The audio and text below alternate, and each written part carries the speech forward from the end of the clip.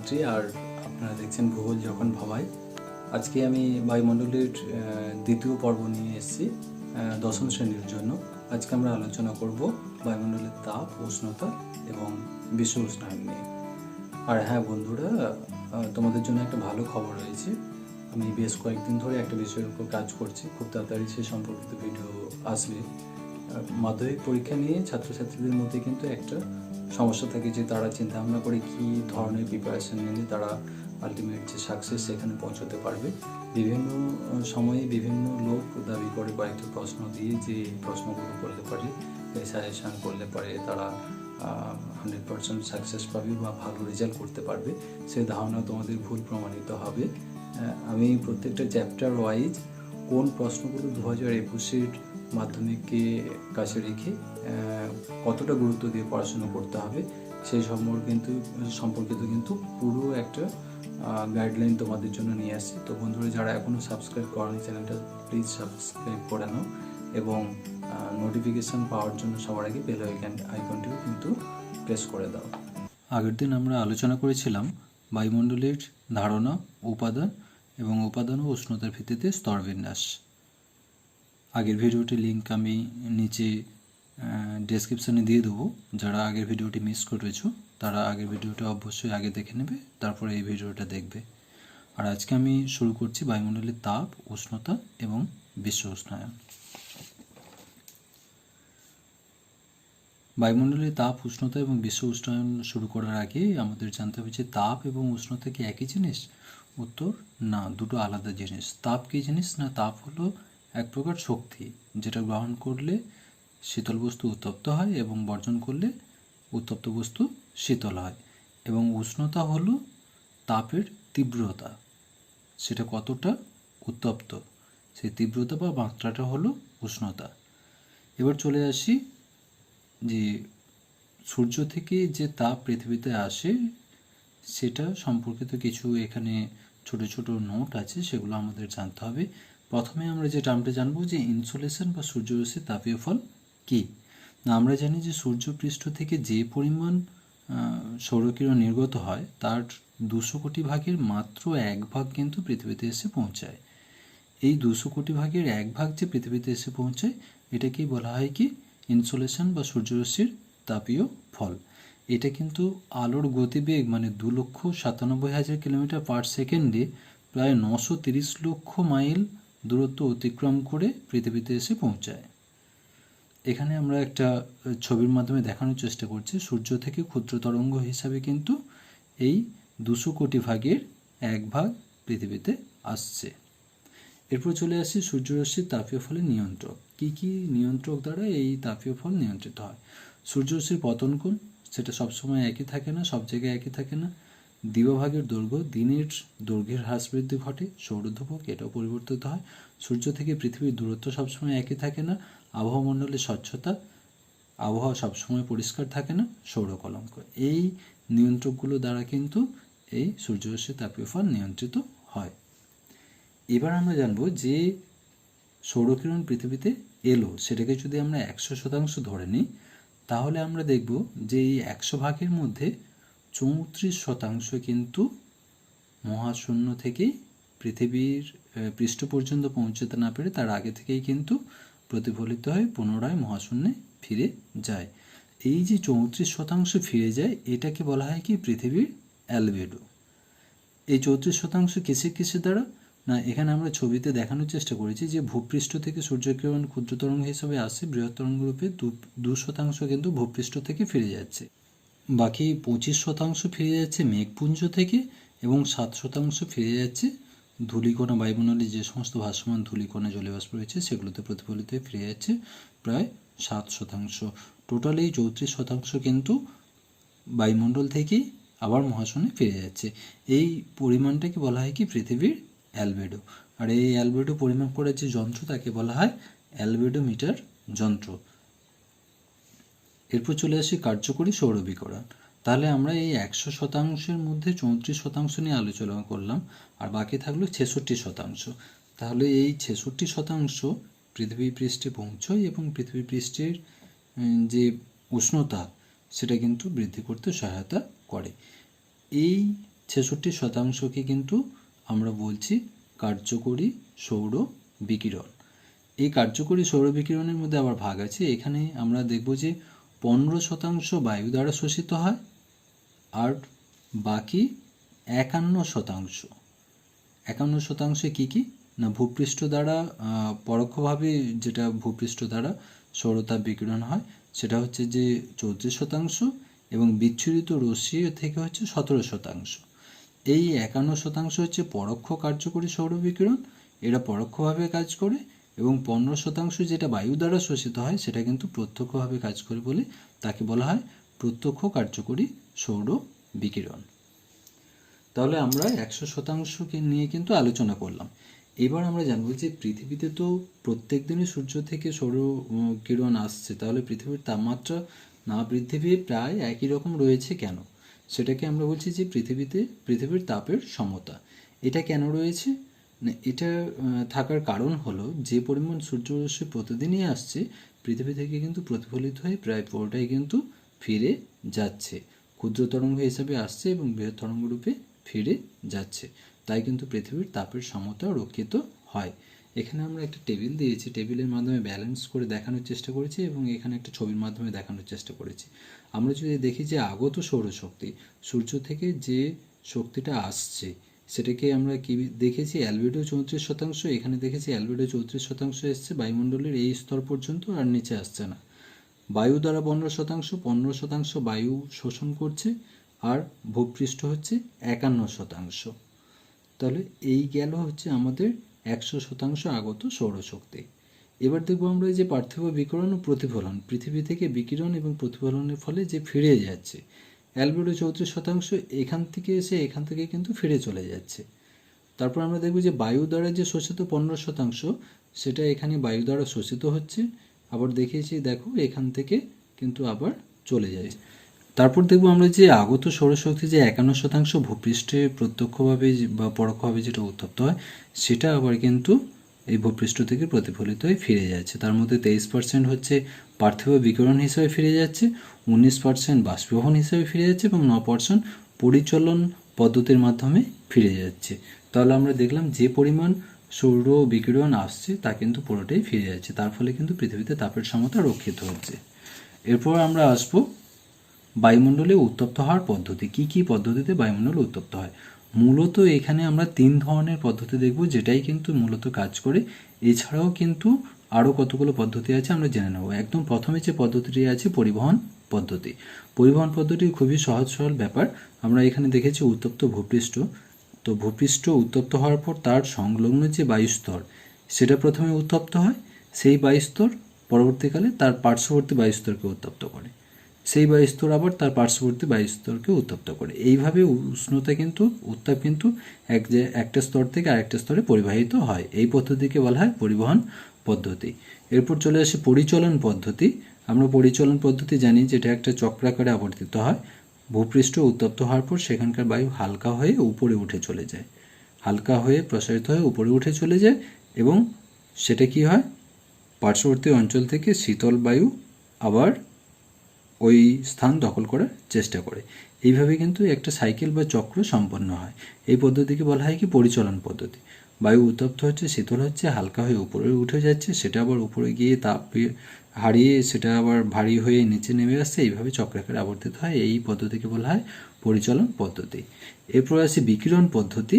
বিকিরণ পদ্ধতিটা কি, এখানে আমাদের একটা জিনিস মনে রাখতে হবে যে কোনো মাধ্যম ছাড়া, কী কী মাধ্যম না কঠিন, তরল, গ্যাসীয়, এই সমস্ত বস্তুগত মাধ্যমগুলো ছাড়া সূর্যরশ্মির যে ক্ষুদ্র তরঙ্গ হিসেবে পৃথিবীতে আসছে এবং বৃহৎ তরঙ্গ রূপে ফিরে যাচ্ছে, যখনই সেটা বৃহৎ তরঙ্গ রূপে ফিরে যাচ্ছে সেটা কিন্তু ডাইরেক্ট বায়ুমণ্ডলকে কিছুটা পরিমাণ উত্তপ্ত করে। এই পদ্ধতিকে বলা হয় কি বিকিরণ পদ্ধতি।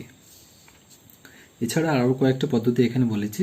অ্যাডভেকশন হচ্ছে যে একটা সমান্তরাল অনুভূমিক ভাবে বায়ুর যে প্রবাহ তার মাধ্যমে তাপ সঞ্চালন। যেমন আমরা স্থানীয় বায়ু জানি যে লু হচ্ছে একটা স্থান থেকে উষ্ণ বায়ু, সেই বায়ু কিন্তু উষ্ণতা এক স্থান থেকে অন্য স্থানে নিয়ে যায় অনুভূমিকভাবে ভূপৃষ্ঠের সমান্তরাল, এটাকে বলা হয় অ্যাডভেকশন। প্রত্যক্ষ তাপ শোষণ না, বায়ুমণ্ডলে কিছু কার্বন ডাইঅক্সাইড, জলীয় বাষ্প, এরা কী করে সরাসরি কিন্তু তাপ শোষণ করে নেয়, আমরা ওই যে 15% বায়ুমণ্ডল দ্বারা শোষিত হয়েছিল বলেছিলাম, এখানে সেটার কথা বলা হয়েছে। এছাড়া রয়েছে তেজস্ক্রিয় পদার্থ, ভূগর্ভস্থ তাপ, লীন তাপ, দাবানল প্রভৃতি। এখানে চলে আসি যে তাপ পরিমাপের জন্য আমরা 6-এর গরিষ্ঠ ও লঘিষ্ঠ থার্মোমিটার নাম শুনে থাকবো। 6 হচ্ছে একজন বিজ্ঞানী, তিনি জেমস 6 1782 সালে তিনি এই গরিষ্ঠ লঘিষ্ঠ থার্মোমিটার আবিষ্কার করেছিলেন। এই থার্মোমিটারের সাহায্যে কী করা হয় না, দিনের সর্বোচ্চ এবং সর্বনিম্ন তাপমাত্রা পরিমাপ করা হয়। এরপর চলে আসবো আমরা উষ্ণতার প্রসর। প্রসর শব্দের অর্থ হচ্ছে পার্থক্য। কিসের পার্থক্য না উষ্ণতা পার্থক্য। কি পার্থক্য না দিনের সর্বোচ্চ এবং সর্বনিম্ন উষ্ণতার পার্থক্যকে বলি আমরা দৈনিক উষ্ণতার প্রসর। ধরে নাও আজকে দিনের সর্বোচ্চ তাপমাত্রা ছিল 23°C এবং সর্বনিম্ন তাপমাত্রা ছিল 25°C। তাহলে 30 থেকে 25 বিয়োগ করলে আমরা 5°C পাবো। তাহলে আজকে উষ্ণতার প্রসর কিন্তু 5°। এটা দিনের ক্ষেত্রে হলে তাকে দৈনিক উষ্ণতার প্রসর, মাসের ক্ষেত্রে হলে মাসিক উষ্ণতার প্রসর এবং বছরের ক্ষেত্রে হলে বার্ষিক উষ্ণতার প্রসর। এরপর চলে আসি বায়ুমণ্ডলে তাপের তারতম্যের কারণসমূহ। কি কি কারণে বায়ুমণ্ডলে তাপের তারতম্য ঘটে। 1 নম্বর চলে আসি অক্ষাংশ। আমরা জানি যে সূর্যরশ্মির যে পতন কোণ সেটা কিন্তু সব অক্ষাংশে সমান হয়। নিরক্ষরেখার উপর যেমন লম্বভাবে কিরণ দেয়, আবার অক্ষাংশ যত বাড়তে থাকবে তত কিন্তু সূর্যরশ্মি তির্যকভাবে পড়ে। তার ফলে কিন্তু এই অক্ষাংশ বায়ুমণ্ডলের তাপের তারতম্যের একটা অন্যতম কারণ। এছাড়া রয়েছে দিনরাত্রির হ্রাস বৃদ্ধি। দিনরাত্রির দৈর্ঘ্য কিন্তু সবসময় সমান হয় না, কারণ পৃথিবী তার কক্ষপথের সঙ্গে 650 কোণে হেলে রয়েছে। তাই পৃথিবীর কোনো মেরু, উত্তর মেরু কখনো কখনো সূর্য থেকে দূরে চলে যায়, আবার দক্ষিণ মেরু কখনো কখনো সূর্য থেকে দূরে চলে যায়। তার ফলে এই দিনরাত্রির দৈর্ঘ্যের হ্রাস বৃদ্ধির জন্য কিন্তু বায়ুমণ্ডলে তাপের তারতম্য ঘটে থাকে। উচ্চতা না আমরা জানি যে উচ্চতা বাড়ার সঙ্গে সঙ্গে 6.4°C হারে প্রতি 1000 মিটার বা 1 কিলোমিটার উচ্চতায় কমতে থাকে, যেটাকে আমরা বলেছিলাম যে স্বাভাবিক উষ্ণতা হ্রাসের গড়। এক্ষেত্রে আমাদের একটা জিনিস মনে রাখতে হবে, এখানে আমরা বৈপরীত্য উত্তাপ বলে একটা উল্লেখ করেছি, এটা একটু পরে আমরা আলোচনায় আসছি, বাকিগুলো দেখে নিই। স্থলভাগ ও জলভাগের বন্টন। স্থলভাগ এবং জলভাগ কিন্তু সব জায়গায় সমান নেই। আমরা জানি যে স্থলভাগের ওপর এক ধরনের তাপমাত্রা পাওয়া যায়, আবার জলভাগের উপর এক ধরনের তাপমাত্রা পাওয়া যায়। স্থলভাগের উপর পাহাড় রয়েছে না পর্বত রয়েছে না মালভূমি রয়েছে না সমভূমি রয়েছে তার উপর সেখানকার তাপমাত্রা নির্ধারিত হয়, এবং জলভাগের উপরে কিন্তু ওভারঅল মোটামুটি একই ধরনের একটা তাপমাত্রা বিরাজ করে। বায়ুপ্রবাহ আমরা জানি যে বায়ুপ্রবাহ এখানে উদাহরণস্বরূপ আমরা যদি বলি, ভারতে যখন মৌসুমী বায়ু প্রবেশ করে, ভারতের দক্ষিণ পশ্চিম মৌসুমী বায়ু যখন প্রবেশ করে, এই মৌসুমী বায়ুতে যেহেতু প্রচুর জলীয় বাষ্প থাকে, তাই কিন্তু ভারতের তাপমাত্রা প্রায় 10°C কিন্তু নিচে নেমে যায়। সুতরাং বায়ুপ্রবাহ কিন্তু একটা বিশেষ ভূমিকা পালন করে থাকে। সমুদ্র স্রোত আমরা জানি যে উষ্ণ ও উপসাগরীয় স্রোত ইউরোপের উত্তর পশ্চিম অংশে, সেখানকার ফলে কী হয়, এই উষ্ণ স্রোতের প্রভাব কিন্তু তার পার্শ্ববর্তী এলাকার উষ্ণতা নিয়ন্ত্রণ করে। আবার শীতল যে পেরু স্রোত, তার প্রভাবেও কিন্তু সেখানকার আর পার্শ্ববর্তী এলাকার উষ্ণতা নিয়ন্ত্রিত হয়। ভূমির ঢাল না পর্বতের যে ঢালে, পর্বতের ভূমির ঢাল যেদিকে থাকে, পর্বতের যে ঢাল সূর্যের দিকে থাকে, সেখানে কী হবে, উষ্ণতা তুলনামূলক বেশি হবে। এই ঢালে উষ্ণতা বেশি হবে, এই ঢালে উষ্ণতা কম হবে। পর্বতমালার অবস্থান, পর্বতমালা থাকলে পরে তার যে ভূপ্রকৃতি আছে সেটা দ্বারা উষ্ণতা প্রভাবিত হয়। মেঘাচ্ছন্নতা ও অধঃক্ষেপণ, যদি মেঘাচ্ছন্নতা মেঘে ঢাকা থাকে তাহলে তার দ্বারা উষ্ণতা প্রভাবিত হয়। এবং অধঃক্ষেপণ আমরা দেখেছি যে ধরে নেওয়া হঠাৎ করে বৃষ্টি হলো, বৃষ্টি হওয়ার পর দেখব যে আমরা তাপমাত্রা হ্রাস পেয়ে যায়, অনেকটা কমে যায়। আবার ধরে নেওয়া শিলাবৃষ্টি হয়েছে, তার ফলে কিন্তু উষ্ণতা আরও অনেকটা বেশি কমে যায়। আবার মেঘাচ্ছন্নতা থাকলে পরে আমরা দেখতে পাই যে পৃথিবীর যে তাপ সেটাকে বাইরে বের করতে পারে না, যে প্রতিফলন বিকৃত হওয়ার সেটা সম্পন্ন হয় না বলে কিন্তু একটা গুমোট আবহাওয়া বা উষ্ণতা কিন্তু বেশি থাকে। আর কি রয়েছে স্বাভাবিক উদ্ভিদ। স্বাভাবিক উদ্ভিদ কিন্তু উষ্ণতাকে নিয়ন্ত্রণ করে, কারণ স্বাভাবিক উদ্ভিদ প্রচুর পরিমাণে জলীয় বাষ্প বাষ্পমোচন প্রক্রিয়ায় বাতাসে ছাড়ে এবং তার দ্বারা কিন্তু উষ্ণতা নিয়ন্ত্রিত হয়।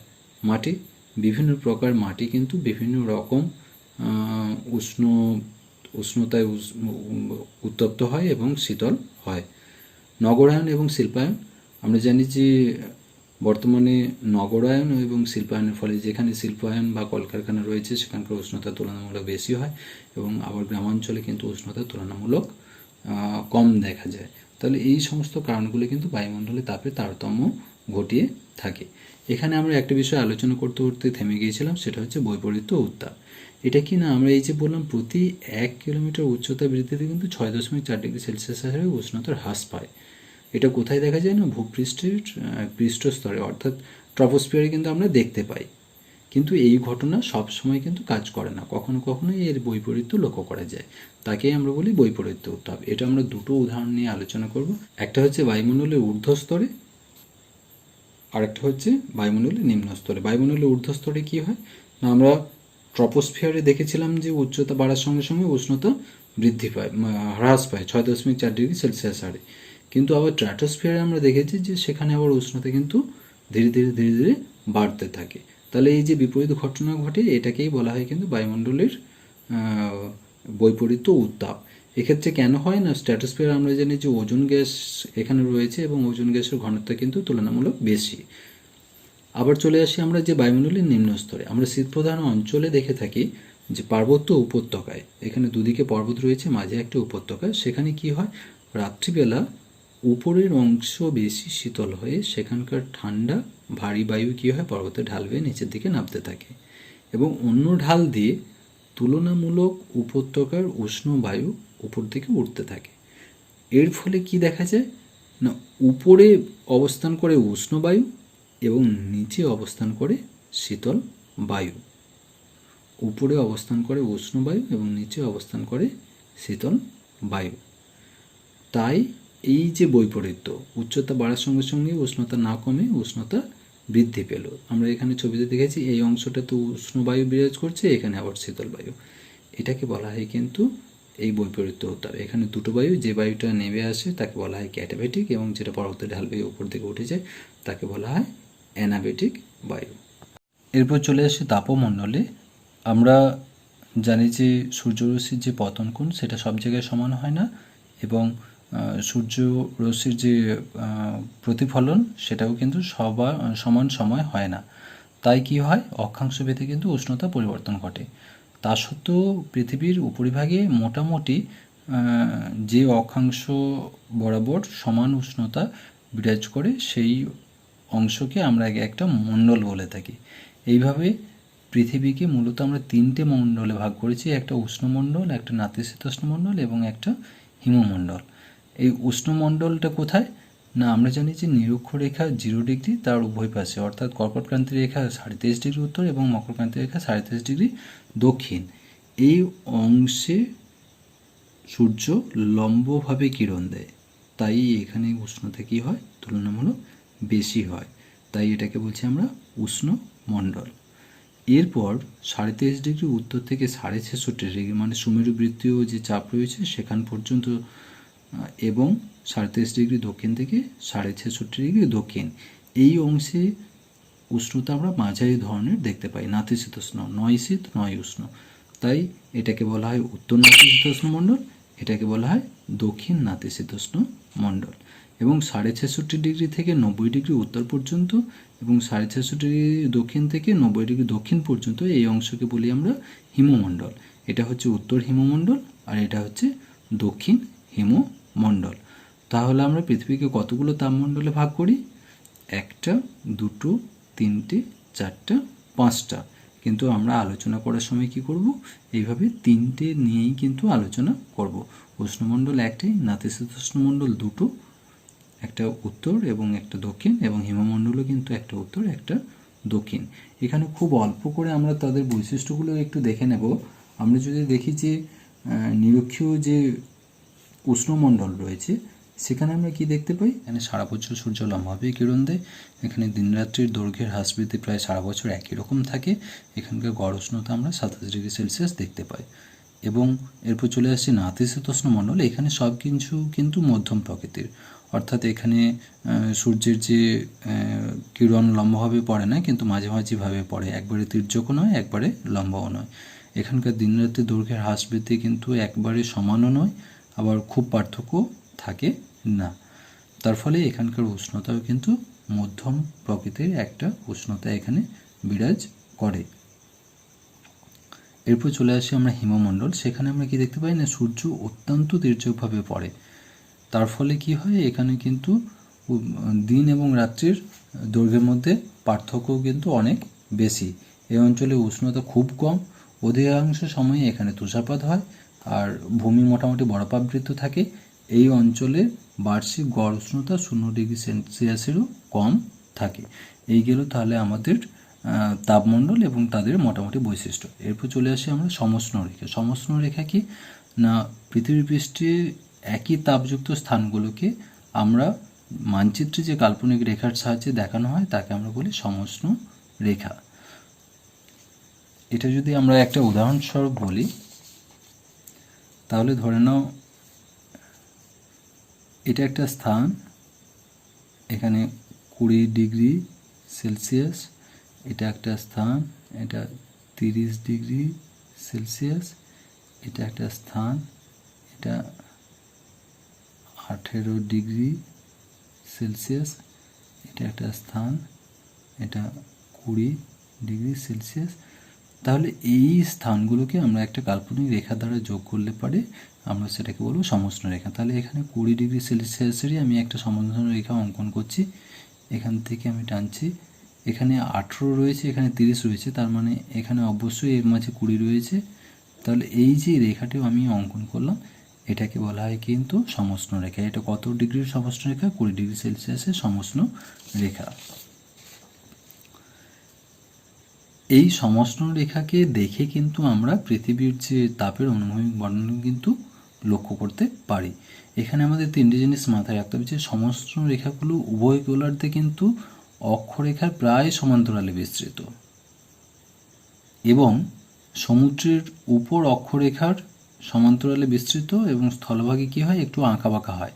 এবং নিরক্ষরেখা থেকে মেরুর দিকে আমরা যত যাব তত সমষ্ণ রেখার মান কিন্তু কমতে থাকবে, অর্থাৎ উষ্ণতা কিন্তু কমতে থাকবে। একটা বিষয় আমাদের জানতে হবে যে তাপ বিষুবরেখা কি না, কোনো নির্দিষ্ট সময়ে যদি আমরা প্রত্যেকটা দ্রাঘিমা রেখার উপর সর্বোচ্চ উষ্ণতা বিশিষ্ট স্থানকে যদি একটা মানচিত্রে কাল্পনিক রেখা দ্বারা যোগ করি, তাহলে যেটা পাবো সেটাকে বলবো আমরা তাপ বিষুব রেখা। এই তাপ বিষুব রেখা কিন্তু সূর্যের যে উত্তরায়ণ এবং দক্ষিণায়ন, সেই উত্তরায়ণ দক্ষিণায়নের জন্য কিন্তু এটা পরিবর্তন হতে পারে। এরপর চলে আসি আমরা বিশ্ব উষ্ণায়ন। এটা একটা খুবই গুরুত্বপূর্ণ ব্যাপার, কারণ বর্তমানে আমরা সারা পৃথিবীব্যাপী যে সমস্যাগুলো নিয়ে খুব আলোকপাত করছি, তার মধ্যে বিশ্ব উষ্ণায়নও কিন্তু একটা ব্যাপার। বিশ্ব উষ্ণায়ন কি, একদম সহজভাবে বললে যেটা বলা যায় যে পৃথিবীব্যাপী উষ্ণতা বৃদ্ধি। আমরা আগেই পড়েছি তাপের সমতা, অর্থাৎ যে পরিমাণ সূর্যরশ্মি পৃথিবীতে আসছে তা কিন্তু ফিরে যাচ্ছে বলে পৃথিবীতে তাপ একই রকম রয়েছে। তার অর্থ এই নয় যে কিন্তু তাপমাত্রা এক্স্যাক্ট একই রয়েছে। বেশ কিছুদিন ধরে ধীরে ধীরে ধীরে ধীরে পৃথিবীতে কিন্তু একটু একটু করে পৃথিবীর গড় তাপমাত্রা বৃদ্ধি পাচ্ছে, এবং সেটা যদি আমরা লক্ষ্য করি 1900 সাল থেকে যদি আমরা 2000 সাল পর্যন্ত দেখি, সেটা প্রায় 1°C বৃদ্ধি পেয়েছে, এবং আশঙ্কা করা হচ্ছে 2050 সালের মধ্যে এটা গিয়ে দাঁড়াবে প্রায় 1.5°C থেকে 4.5°C বৃদ্ধি পেতে পারে। তাহলে এই বিশ্ব উষ্ণায়ন কী কারণে ঘটছে? এই বিশ্ব উষ্ণায়ন ঘটার কারণ হচ্ছে কিন্তু গ্রিন হাউস এফেক্ট। কি না, গ্রিন হাউস এফেক্ট। এই গ্রিন হাউস এফেক্টকে আমরা একটু জেনে নেব। প্রথমে জানো গ্রিন হাউস কি। আমরা জানি যে শীতপ্রধান অঞ্চল, যেখানে ভূমিভাগ সারা বছর বরফে ঢাকা থাকে, সেখানে কিন্তু চাষবাস করার জন্য ভীষণ সমস্যা হয়।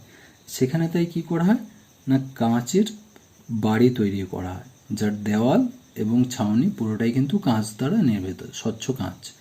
এক্ষেত্রে কী ঘটনা ঘটে না, সূর্য থেকে আগত ক্ষুদ্র তরঙ্গের দৈর্ঘ্য কিন্তু কাঁচকে ভেদ করে ভেতরে প্রবেশ করতে পারে, কিন্তু প্রতিফলিত হয়ে যখন দীর্ঘ তরঙ্গ রূপে সেটা বেরিয়ে যাওয়ার চেষ্টা করে, সেটা কিন্তু বেরিয়ে যেতে পারে না। ফলে কাঁচের ঘরের ভেতরে কিন্তু তাপমাত্রা আস্তে আস্তে বৃদ্ধি পায়, এবং এখানকার তাপমাত্রা বাইরের থেকে বেশি হয়, ফলে বরফমুক্ত অবস্থায় এখানে কিন্তু কৃষিকাজ করা যায়। এটাকে বলা হয় কিন্তু গ্রিন হাউস। এই গ্রিন হাউস এফেক্ট কি না, পৃথিবীর ক্ষেত্রেও কিন্তু এই একই রকম একই সদৃশ্য ঘটনা কিন্তু ঘটছে। সেটা কি ঘটছে না, পৃথিবী থেকে কিছু গ্রিন হাউস গ্যাস, সেই গ্যাসগুলো বিভিন্ন উৎস থেকে পাওয়া যায়, এখানে আমি পরে আলোচনা করেছি। সেই গ্যাসগুলো কি করছে, বায়ুমণ্ডলে একটা স্তর তৈরি করেছে, আস্তরণ, একটা আস্তরণ তৈরি করেছে, যেটাকে যদি আমরা স্বচ্ছ কাঁচের সঙ্গে তুলনা করি তাহলে দেখব যে সূর্য থেকে আগত সৌরকিরণ ক্ষুদ্র তরঙ্গগুলো কিন্তু পৃথিবীতে আসছে, সবটাই ফিরে যেতে পারছে না, কিছুটা কিন্তু বাধাপ্রাপ্ত হয়ে পৃথিবীতে থেকে যাচ্ছে। এর ফলে পৃথিবীর গড় তাপমাত্রা কিন্তু আস্তে আস্তে করে বৃদ্ধি পাচ্ছে। এখানে গ্রিনহাউস গ্যাস কোনগুলো, কার্বন ডাইঅক্সাইড, আমরা জানি যে এটা কোথা থেকে পাওয়া যায় না, আমরা যে জীবাশ্ম জ্বালানি, খনিজ তেল, পেট্রোল, ডিজেল, কয়লা, এগুলো পোড়াচ্ছি, অরণ্য নষ্ট করছি, তার ফলে কি হয়, কার্বন ডাইঅক্সাইড উৎপন্ন হচ্ছে।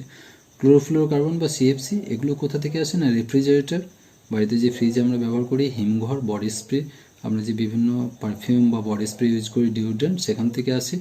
নাইট্রাস অক্সাইড, যানবাহনে যে খনিজ তেলের দহন, ওই যে বললাম যে আমরা যে জ্বালানি পোড়াই সেখান থেকে এবং দাবানল থেকে কিন্তু নাইট্রাস অক্সাইড নির্গত হয়। মিথেন, জলাভূমি, ধান জমি, পচা ডোবা, বিভিন্ন এই সমস্ত জায়গাগুলো থেকে, এছাড়া কয়লা খনি থেকে মিথেন গ্যাস নির্গত হয়। ওজোন, ওজোন আমরা একদিক থেকে যেমন জানি যে ইউভি রেজ থেকে আমাদেরকে ক্ষতিকারক প্রভাব থেকে রক্ষা করে, ঠিক তেমনি কিন্তু আবার পৃথিবীর তাপমাত্রা বৃদ্ধিতেও কিন্তু ওজনের ভূমিকা রয়েছে। এক্ষেত্রে ওজোন কিন্তু আমাদের চিকিৎসার কাজে বিভিন্ন যে যন্ত্রপাতি ব্যবহৃত হয় সেখান থেকে, এবং বায়ু জল শোধনের করার যে যন্ত্র সেখান থেকে ওজোন নির্গত হয়। এছাড়া রয়েছে জলীয় বাষ্প, যেহেতু পৃথিবীর তাপমাত্রা বাড়ছে তাই বায়ুমণ্ডলে কিন্তু জলের পরিমাণ বাড়ছে।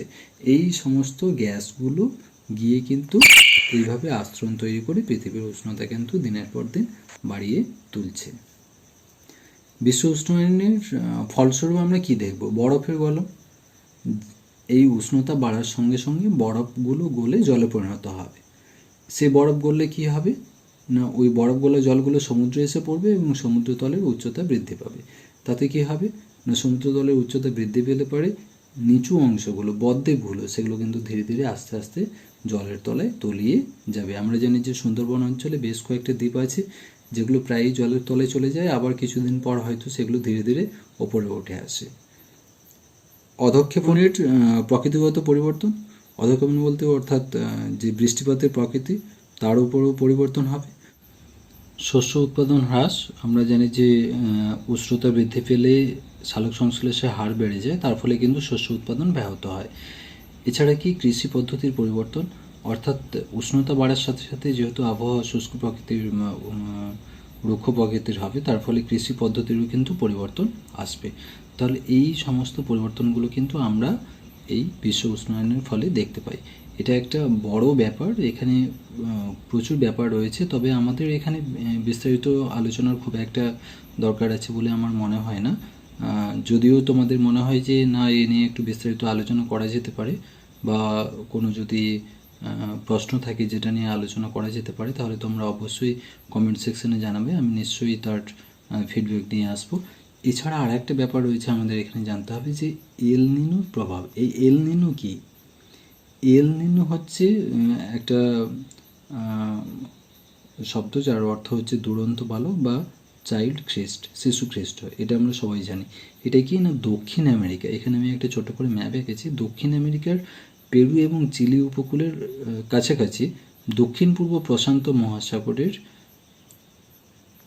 এখানে সারা বছর এক প্রকারের শীতল স্রোত কিন্তু এদিক থেকে এদিকে প্রবাহিত হয়, কিন্তু 2 থেকে 7 বছর অন্তর অন্তর ডিসেম্বর মাসে বিভিন্ন প্রাকৃতিক কারণে উত্তরমুখী যে পেরু স্রোত, তার বদলে এখানে উত্তর থেকে দক্ষিণ দিকে এক প্রকার অস্থির উষ্ণ স্রোত প্রবাহিত হয়, যার ফলে কিন্তু সারা বিশ্বের যে জলবায়ু তার উপরে কিন্তু একটা বিরাট প্রভাব পড়ে। এই ঘটনাকে বলা হয় কি, এল নিনো। এখানে আমি দেখেছি এই যে লাল লাইনটা রয়েছে এই বরাবর, এটা 2 বছর থেকে 7 বছর ইন্টারভ্যালে, প্রত্যেক বছর যে হয় তা কিন্তু নয়। এই এল নিনো যে বছর সক্রিয় থাকে সে বছর কিন্তু আমরা দেখি যে উষ্ণতা তুলনামূলক কিন্তু বৃদ্ধি পায়। এই এল নিনোর উল্টো অবস্থা হলো লা নিনা। লা নিনা আমি এখানে ছোট করে একটা নোট দিয়েছি, একটু দেখে নেবে। লা নিনাটা কি না, পূর্ব প্রশান্ত মহাসাগরের যে আহ, ওই পেরু, চিলি, ইকুয়েডর উপকূলের কাছাকাছি সেখানে কি হয় না, কয়েক বছর অন্তর শীতকালে উত্তরমুখী যে অতি শীতল সমুদ্রস্রোত সৃষ্টি হয়। শীতকালে উত্তরমুখী একটা অতি শীতল সমুদ্রস্রোত সৃষ্টি হয়, যা কিন্তু এই বিশ্ব জলবায়ু পরিবর্তন ঘটাতে সাহায্য করে। তাকে বলা হয় লা নিনা। যে বছর এল নিনো সক্রিয় থাকে না সে বছর লা নিনা থাকে, আবার লা নিনা যে বছর সক্রিয় থাকে না সে বছর এল নিনো সক্রিয় থাকে। এবং এই দুটো প্রশান্ত মহাসাগরের উভয় উপকূলে যখন জলবায়ু সমান অবস্থা বিরাজ করে তাকে বলা হয় কিন্তু, সেই অবস্থাকে বলা হয় লা নাদা। এই ছিল আজকে আমাদের আলোচনা। এখানে এই আলোচনাতে বায়ুমণ্ডলের এখনও কিছুটা অংশ আছে, আমি পরের ভিডিওতে নিশ্চয়ই নিয়ে আসব। তবে ভীষণভাবে আশা করছি যে তোমরা এই নিয়ে কিন্তু কোনো সমস্যা থাকলে অবশ্যই আমার কমেন্ট সেকশানে তোমরা জানাবে, তাহলে কিন্তু আমি সমস্যাগুলো তোমাদের বুঝতে পারবো এবং তোমাদের মতো করে কিন্তু উপস্থাপনা করতে পারবো।